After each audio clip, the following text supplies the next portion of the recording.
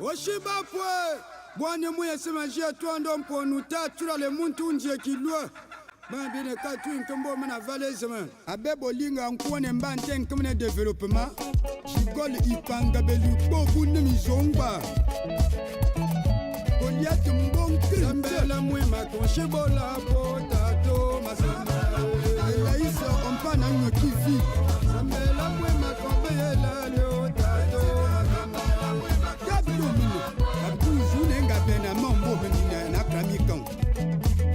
Zambela mwe makobela dine muntu mene adu kumene ngambo mene na kramiko ni njingwe Zambela mwe makobela lo tato adon kumene development njiri ntuna mambo ni na kramiko mpasi perdema leo sipintu muna maina badala leo sipintu muna tina le muntu ya akambone ba rotine nvite nyama mese bo maji o Zambela mwe belumbe yela lo tato makamba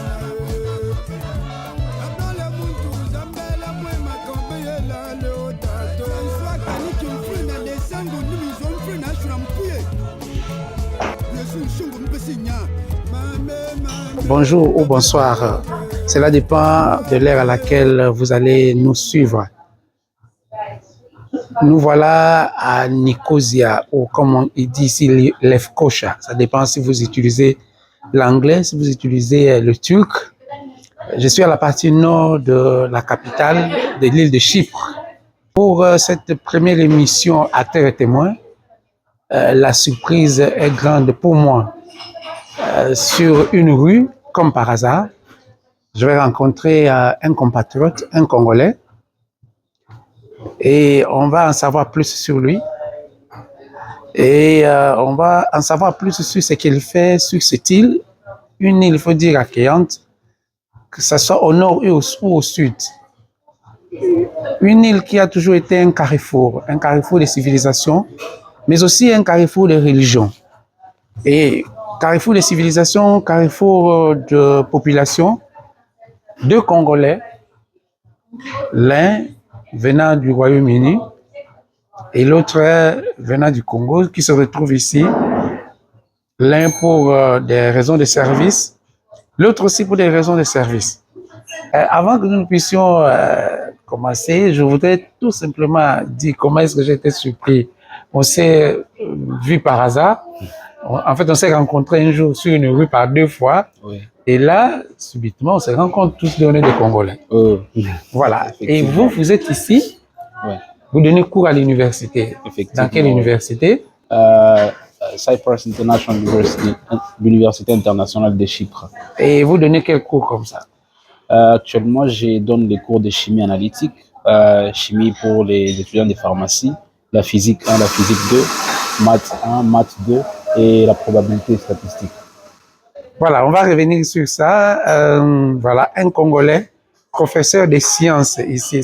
Je crois qu'il a un terme anglais qui s'appelle STEM. Voilà, STEM, voilà. Voilà, il est professeur de STEM.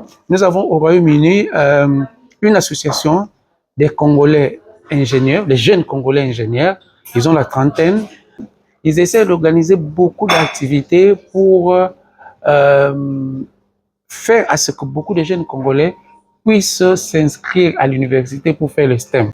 Voilà, vous avez là un professeur de STEM et je crois qu'on va prendre contact avec nos jeunes Congolais du Royaume-Uni pour que vous puissiez voir comment créer une petite succursale de leur organisation ici. Mais revenons sur vous-même. Comment vous vous appelez, comment? Où est-ce que vous êtes né? Où est-ce que vous avez étudié? Disons votre parcours jusqu'à arriver ici à l'île de Chypre. Ouais. Merci. Pour commencer, je me nomme Sami Sangwa. Je suis de Kolwezi. Je suis congolais, fier de l'être, et je suis né à Kolwezi, la ville sud, la ville minière. Et la ville de l'actuel gouverneur Fifi Masuka. Fifi Masuka. Effectivement. Je suis en train de mijoter un livre. En fait, je viens de terminer un training à ce qu'ils appellent les Change Makers. Okay. Mais là, je me rends compte qu'elle incarne un certain leadership de changemaker au féminin, si je peux Oui, ainsi dire. oui, Bon, oui. ça c'est un secret. Vraiment, c'est un secret que je partage comme scientifique. Donc, vous êtes de la ville de du gouverneur Fifi Masuka. Oui, effectivement. Et je vais directement parler de mon parcours académique à l'université. Bon, j'ai fait cette école normale, primaire, secondaire. Et à l'université, j'ai... Toujours à Lubumbashi ou toujours à Kolwezi? Oui. L'école primaire, j'ai fait à l'Athénée. Et à l'école secondaire, j'ai étudié à l'Institut Ukweli. Et puis à l'université, j'ai fait la Polytechnique à l'université de Kolwezi, le département des mines et grands travaux. Et c'est en 2020 que j'ai obtenu mon grade d'ingénieur civil, civil des mines et des grands travaux. Et puis je commençais mes démarches pour le master. Et en 2021, septembre, je suis arrivé ici à Chypre pour mon master. Et pour le master, j'ai embrassé le département de génie environnement. Et c'est comme ça que la première année, quand j'ai commencé mon master, c'était une année d'intégration. Et juste après mon deuxième semestre, j'ai eu l'opportunité d'abord de commencer à travailler à l'université comme étant un réceptionniste au dortoir. Et un semestre après, on m'a appelé pour me donner ou m'offrir une opportunité à travailler à l'Office international des admissions pour gérer les admissions des étudiants dans les pays de la région centrale et de l'Afrique du Sud. Alors, après ça, j'avais arrêté parce qu'il fallait que je fasse mes expériences au labo pour ma thèse. Et lorsque j'ai commencé à écrire ma thèse, c'est comme ça que l'université m'a encore offert cette opportunité d'enseigner. Et on m'a repris encore maintenant dans l'équipe des enseignants, des assistants pour les cours de maths, physique, chimie, comme je les ai mentionnés au début. Et c'est ce que je suis en train de faire pour l'instant. En même temps, j'ai fait mes recherches pour mon doctorat. J'ai donné cours à l'université. Mais vraiment, ça a un parcours élogieux. Félicitations. Merci. Vous donnez cours à l'université, mais vous préparez votre thèse aussi. Oui. Et votre thèse sera sur, je crois que ce n'est pas un secret, de partager le sujet de votre recherche ou de votre thèse. Oui, oui. Pour mon master, j'ai travaillé sur la gestion des eaux polluées, les eaux qui proviennent des industries textiles. Comment gérer les colorants. Et pour mon doctorat, j'ai voulu lier le département des mines que j'ai fait au pays avec l'environnement et l'énergie, parce que pour mon doctorat, j'ai fait le système énergétique. Alors, comment faire en sorte que les mines abandonnées, qui sont un problème pour l'instant, qui sont comme un problème, après l'exploitation, souvent on ne retourne pas à l'environnement tel que c'était, et comment faire en sorte que l'on puisse transformer cette mine abandonnée qui est un problème de l'environnement en une unité de production d'énergie. Et j'ai checké quelques projets sur cette idée. Et alors, je me suis rendu compte que l'on prend les mines abandonnées comme étant une unité de production un réservoir de l'énergie thermique qu'on couple avec l'énergie solaire ou l'énergie éolienne pour produire de l'électricité. Alors, c'est comme ça que j'ai aussi essayé de formuler mon sujet. Alors, pour moi, ça ne sera pas connecter ces réservoirs de l'énergie thermique à un système de production d'énergie solaire, mais plutôt utiliser l'infrastructure d'Exor, déjà dans les mines, qui va servir comme un moteur de production de l'énergie hydraulique, avec l'énergie thermique qui sera en train de faire tourner le système d'Exor, qui sera notre système de production de l'énergie hydraulique. Question de garder cette énergie verte et ne pas trop polluer l'environnement. Alors c'est un peu comme ça que j'ai formulé mon sujet. Mais nous savons que le problème énergétique aujourd'hui, c'est un des grands problèmes au monde. Et le problème aussi des mines abandonnées. Ouais. Parce que j'ai visité il y a quelques années Chikapa, où au temps de la colonisation, c'était un grand lieu d'exploitation de diamants. Ouais. Mais aujourd'hui, c'est abandonné. En fait, votre recherche est en train de voir ce que sera Kolwezi après les mines. Oui, oui, effectivement. Là, oui, effectivement. Mais votre thèse sera en anglais. Oui, elle sera en anglais, mais bon, on va toujours essayer de la mettre aussi en français, question que ça puisse servir parce que Pour servir le le pays. pays, oui, oui. C'est ça l'objectif, en fait. Mais parce que vous parlez des mines, ok. Lorsqu'on parle des mines, effectivement, on voit Kolwezi, on voit le Lualaba, on voit le Katanga. Là, c'est la question que tout le monde se pose. Pourquoi est-ce que ces minerais ne contribuent pas à améliorer la condition de vie du Congolais moyen? Bien sûr, vous êtes scientifique, mais je crois que ça, ça fait sauter tout le monde. Lorsqu'on on parle du Congolais, on dit, mais vous avez tout, mais pourquoi est-ce que nous n'en profitons pas? Est-ce qu'il faut des politiques, il faut des policies? Qu'est-ce qu'il faut? D'ailleurs, vous avez mentionné le policies. Ça, c'est une opinion ou une observation que j'ai personnellement faite. Je me suis dit, pourquoi cela ne profite pas assez à notre population locale? Déjà, ce que j'ai observé, c'est que si on remarque bien au pays, on n'a pas assez de centres de recherche qui permettent à ce que l'on puisse améliorer les compétences des jeunes ou des personnes sur le plan local. Alors, ceux qui viennent avec leurs projets, avec leurs technologies, ils ne trouvent pas ces gens qui ont la soif d'apprendre et de connaître comment ils peuvent aussi faire les mêmes projets. Maintenant, qu'est-ce qui se passe? Ils viennent et ils travaillent avec eux sans pour autant partager la connaissance. Et vu qu'il n'y a pas de ces centres de recherche, personne ne sait pas aller chercher pour comprendre comment est-ce qu'on peut faire ceci, comment est-ce qu'on peut aussi utiliser les compétences et les connaissances au profit de notre population locale. C'est comme ça que ça ne profite pas à notre population. Et c'est là que j'étais en train de réfléchir, je me dis.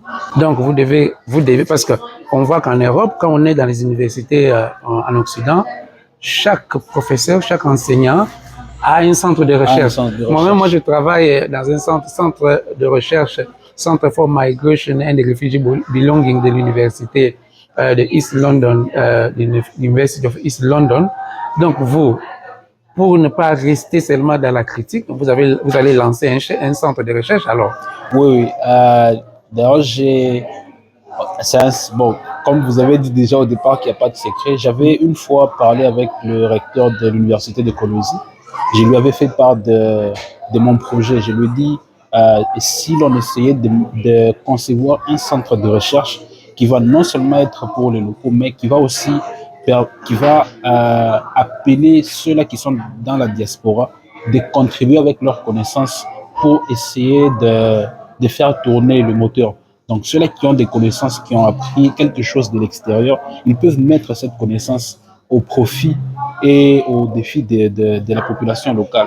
Et qu'est-ce qu'il faut? On doit travailler en collaboration et voir comment est-ce qu'on peut travailler et avec les locaux et avec ceux qui sont à l'étranger pour faire ce réseau-là et avoir cette synergie-là.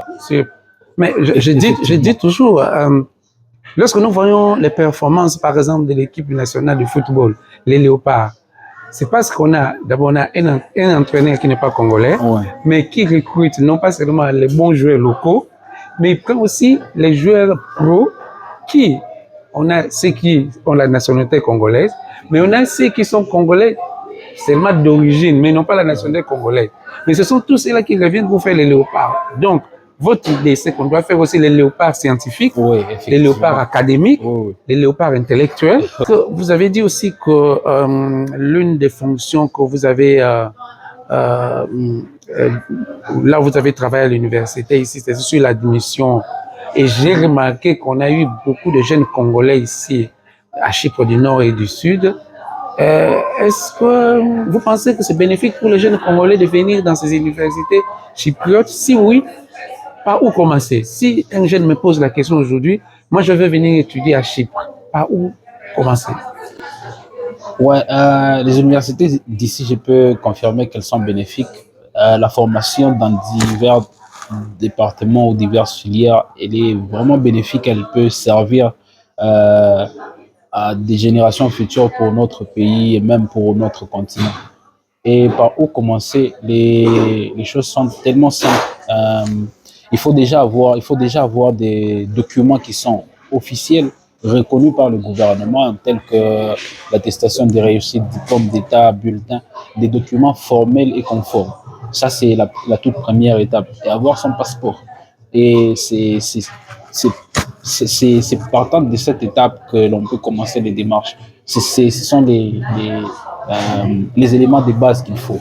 Et pour moi, je peux ajouter qu'il faut aussi avoir des ambitions, un projet qui va non seulement nous servir nous-mêmes, mais qui doit servir la communauté, parce qu'il faut qu'on apporte une valeur à la communauté. Et c'est là qu'on va se dire que l'on a réussi. Mais si on n'a pas de plan et on n'a pas ce projet d'apporter une valeur à la communauté, il est difficile de dire que l'on aura fait quelque chose qui est bénéfique et que l'on a réussi quelque chose.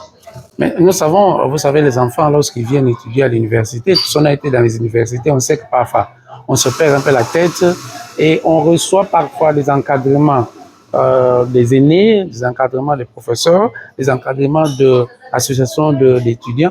Est-ce qu'ici, il y a une association d'étudiants congolais à Chypre? Oui, il y a des communautés. Il y a des communautés dans chaque université et pour chaque ville. Et il y a une structure qui chapeaute maintenant toutes les communautés qui sont dans des sous-branches. Et il y a quand même cette structure et elle fonctionne. Elle fonctionne. Dans le temps, quand on avait par exemple l'Union générale des étudiants congolais autour de l'Ovanium, on avait parfois des assemblées générales à Kinshasa où des étudiants congolais à l'étranger venaient. Est-ce qu'il y a un lien entre ces jeunes étudiants ici avec l'Union des étudiants restés au pays, ou c'est encore un peu dans le vague-vague? Pour ce qui est du lien, je peux dire qu'il n'y en a pas. Et c'est aussi l'une des grandes difficultés. Parce que s'il y avait vraiment ces liens, les choses allaient avoir une toute autre allure. Mais il n'y a pas vraiment cette collaboration et c'est quelque chose qu'il faudra vraiment que l'on essaie de travailler et faire quelque chose pour. Maintenant, vous-même aussi en tant qu'enseignant, parce que c'est là aussi se pose le problème. Est-ce que vous êtes connecté aux autres enseignants qui sont au pays? Est-ce que parfois vous participez à certaines sessions académiques? Est-ce que quand vous avez des conférences académiques ici, est-ce que vous les invitez? Il y a par exemple une organisation au Royaume-Uni qui s'appelle le Congo Research Network, qui réunit tous les chercheurs, tous les professeurs des universités du monde qui ont le Congo comme sujet de recherche. Et la prochaine réunion, le prochain sommet académique va avoir lieu le mois prochain en Arabie Saoudite. Je vais vous passer les coordonnées. Et pour revenir, est-ce que vous-même vous êtes en contact avec les autres professeurs congolais qui sont au Congo? Est-ce que vous les invitez ici? Est-ce qu'ils vous invitent de l'autre côté? Ou est-ce qu'il y a souvent cet antagonisme universitaire où parfois les vieux ne veulent pas que les jeunes les remplacent, ou les jeunes veulent aussi remplacer tous les vieux? Il y a ce programme, jusque-là, il n'existe pas. Bon, moi, personnellement, je dirais que c'est un défaut qui est de notre côté en tant que jeunes. On n'accepte pas d'apprendre auprès des aînés. Et quand on a appris quelque chose, on veut directement passer à la prochaine étape et montrer que l'on connaît beaucoup de choses. Alors que il faudra que l'on comprenne que la vie, c'est par des escaliers que l'on l'a réussi. Et nous, en tant que jeunes, c'est quelque chose que j'ai remarqué dans notre génération, que nous voulons y aller par des ascenseurs. Et on ne sait pas écouter et on ne sait pas apprendre de nos aînés. Et c'est comme ça qu'on a du mal à être invité et à les inviter, parce que déjà que l'on montre que l'on connaît, s'il faut qu'on les invite, ils n'acceptent pas. Et déjà qu'on ne sait pas s'humilier et demander la connaissance et la sagesse, on ne sait pas aussi être invité. Et c'est un problème. Mais ici, jusque-là, on n'a pas encore eu une seule session où on a reçu un professeur du pays, où on a invité les représentants de la communauté au pays dans des réunions scientifiques pour parler un peu des projets de développement de notre pays. Jusque-là, ça n'a pas encore eu lieu. Mais j'espère que ça pourra toujours avoir lieu un jour si l'on essaie d'y travailler. Il y aura beaucoup de parents qui vont nous suivre et beaucoup de parents qui ont des enfants ici. Qu'est-ce que vous pouvez dire à ces parents-là, ceux qui ont des enfants qui étudient ici D'abord, commençons. Il y a combien de bonnes universités ici à Chypre du Nord? Ou des universités de renom? Oui, oui. Comme déjà on le sait, la plus grande c'est IMU, qui est à Magusa. Et IMU, ça veut dire Eastern Mediterranean University. C'est la plus grande université. C'est la plus grande, oui, parce que c'est la toute première de Chypre du Nord. Okay. Et il y a Nearest, qui est aussi une très grande université, et puis il y a CIU, Cyprus International University. Il y a BAU, qui commence aussi à vraiment prendre son ampleur. Et il y a aussi GAU, Guild American University, où il y a quand même une bonne formation. C'est là où on apprend le pilotage, je crois, ou quelque chose de scientifique. Oui, oui. Okay. Donc il y a quand même ces universités-là de grands renoms, comme vous l'avez dit. Il y a quand même 5 déjà bonnes et avec une très bonne formation. Maintenant, qu'est-ce que vous allez dire à ces parents-là qui nous suivent et qui vous suivent, vous en tant qu'enseignant? Qu'est-ce qu'ils doivent faire? Ils doivent s'intéresser aux études de leurs enfants financièrement, comment ils doivent les soutenir? Est-ce qu'il y a certains petits problèmes pratiques où vous, en tant qu'enseignant, vous allez dire, voilà, il faut essayer de voir ce...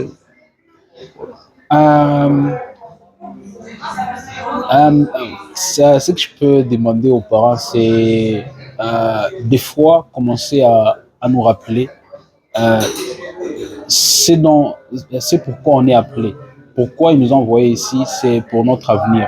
Non seulement notre propre avenir, mais pour l'avenir de notre communauté. Parce qu'après nous, il y aura des gens qui viendront, nos prochaines générations. Elles doivent trouver une valeur que l'on a apportée à la société. Et déjà, le sacrifice qu'ils font de payer les études, ils doivent toujours nous rappeler que nous devons apprendre la conscience de mieux faire des choses telles qu'il faut les faire et prendre un peu les choses sérieusement. Et les parents doivent nous faire confiance. Moi, je peux dire, quand on sent qu'un parent a vraiment confiance en nous, cela frappe dans la conscience et on ne peut pas se permettre de faire n'importe quoi. Juste un parent éprouve de la confiance, il montre que vraiment j'ai confiance et j'ai investi. Moi, je pense que c'est une clé pour nous de nous maintenir dans la conscience et que l'on prenne les études vraiment très au sérieux. Moi qui travaille de l'autre côté à Chypre du Sud, j'ai remarqué qu'il y a beaucoup de ceux qui étaient venus ici comme étudiants, mais qui ont commis la grosse bêtise de traverser les frontières. Et là, ils se retrouvent là devant un cul-de-sac. Et parfois, les parents aussi ne savent pas au juste qu'est-ce qui se passe ou qu'est-ce qui se passera. Est-ce que vous avez un petit mot sur ce phénomène-là? Oui. Déjà, ceux-là qui se sont retrouvés dans ces conditions, c'est par manque d'ambition. Ils viennent et ils espèrent directement une certaine vie d'une manière immédiate.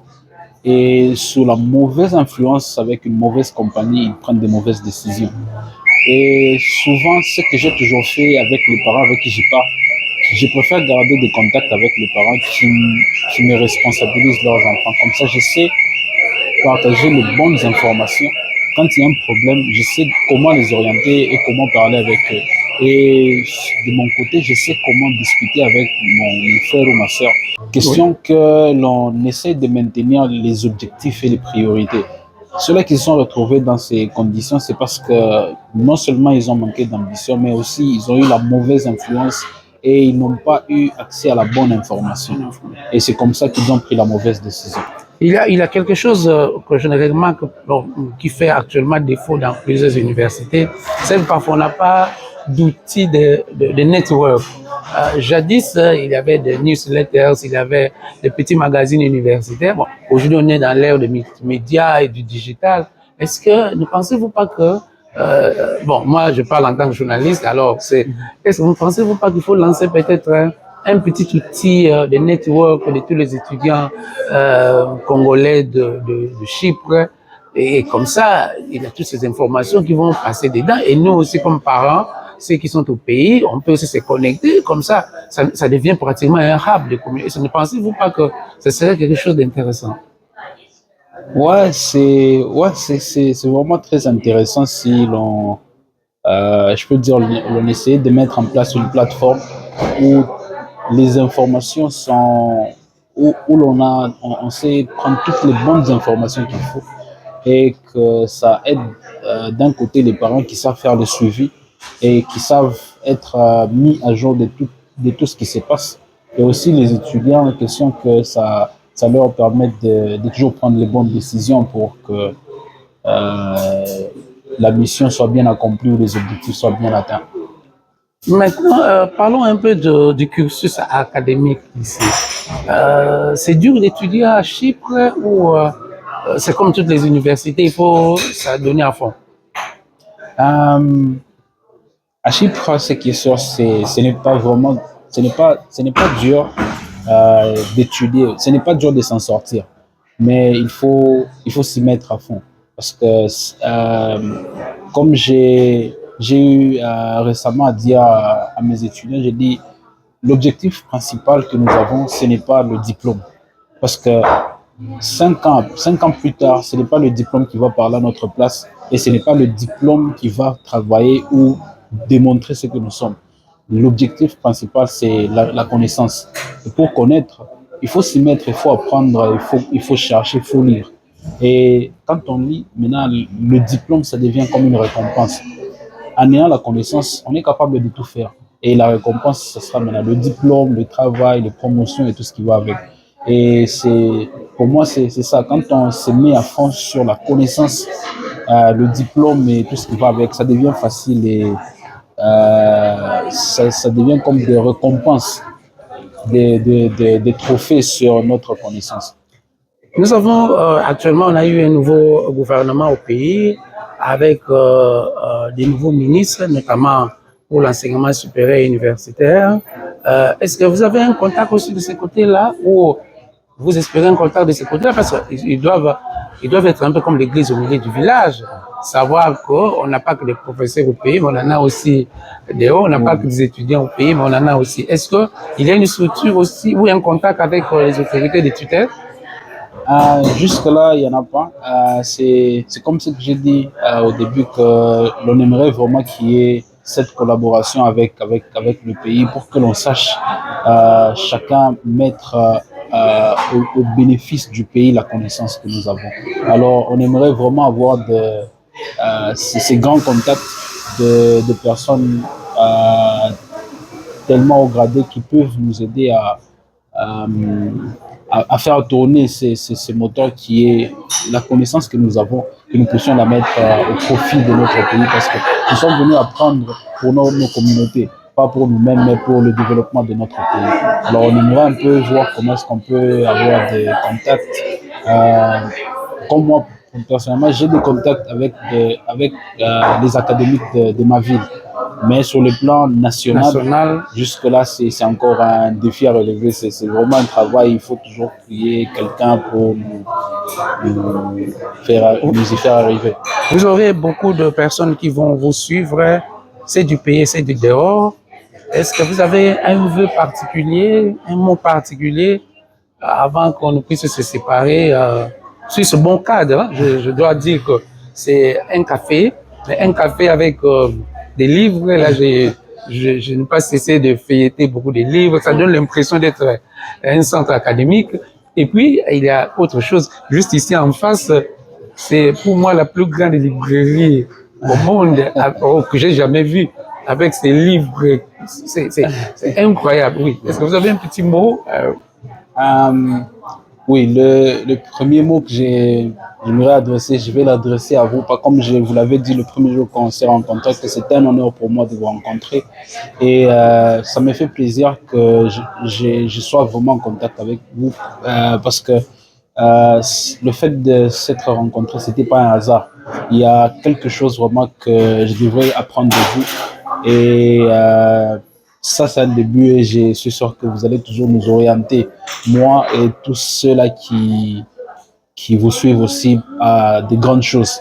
Et personnellement, mon histoire retiendra votre nom, Monsieur Norbert. Et j'ai eu à parcourir les liens que vous m'aviez envoyés, des livres. C'est quelque chose qui m'a encore beaucoup plus inspiré. Et ça me booste à aller encore un peu plus haut, chercher à faire encore plus, beaucoup plus de choses. Non pour moi-même, mais pour le bien-être de tout le monde. Et moi, pour ceux-là qui vont nous suivre, pour les parents, moi, toute personne qui est parent, pour moi, c'est un parent. Alors, je dirais merci à mes parents et à toutes les personnes qui sont parents de la confiance accordée et de leur soutien. Parce que c'est par ce soutien, c'est par cette confiance que l'on a pu faire quand même quelque chose de pas et arriver là où on est. Et ceux-là qui nous suivent, les étudiants, les jeunes comme moi, on doit se battre pour vraiment faire la fierté de notre pays, de nos parents, de nos frères, de nos familles, et même de ceux-là qui nous voient de l'extérieur. On doit vraiment faire la fierté de nous-mêmes et honorer un peu ceux-là qui nous font confiance. Donc, on prenne notre vie au sérieux et étudions et apprenons et soyons toujours humbles. Ça, c'est ce que je peux dire et dire merci à tous ceux qui nous suivent et également à vous. En tout cas, voilà, c'est par là. Vous êtes le seul Congolais professeur dans les universités. Est-ce qu'il y a d'autres Congolais professeurs ici? Oui, il y a, là, il y en a maintenant. On était à 4. Là, on est resté à 2. Deux Congolais et un Congolais qui a commencé aussi à l'Office international des admissions. Donc, dans le staff, on est quand même 3 maintenant assis à eux. Voilà, c'est une ressource. Ce sont les ressources dont le pays a besoin. Et pour moi, grand merci. Grand merci pour vraiment cet entretien. Au moins, nous savons que les enfants qui sont ici, qui étudient ici, ne sont pas orphelins, qu'ils ont quelqu'un sur qui ils peuvent compter. Et pour vous qui nous suivez, grand merci aussi. On va continuer avec les autres acteurs et les autres témoins. Un proverbe malinké dit, celui qui voyage apprend plus que celui qui est allé à l'université. Voilà, moi je voyage, je suis arrivé ici à Chypre et au nord de la capitale Nicosie. Comment est-ce qu'on dit Nicosie en turc? Lefkocha. Lefkocha, voilà. Parce que pour la petite histoire, l'île de Chypre est divisée en deux. Le sud, qui est entre guillemets grec, est connecté à l'Union européenne, et le nord, qui est turc, au sud, on l'appelle le nord, le territoire occupé. Ici, c'est plutôt le turc qu'on parle. La monnaie, c'est le télé. Ouais, le télé. De l'autre côté, c'est l'euro. Donc voilà, c'est un peu le mur de Berlin transporté ici depuis 74, je crois, qu'ils sont divisés. Voilà, grand merci pour vous, grand merci pour vous qui nous avez suivis. Et voilà, à la prochaine pour un autre numéro d'acteurs et témoins. Bye bye. Merci.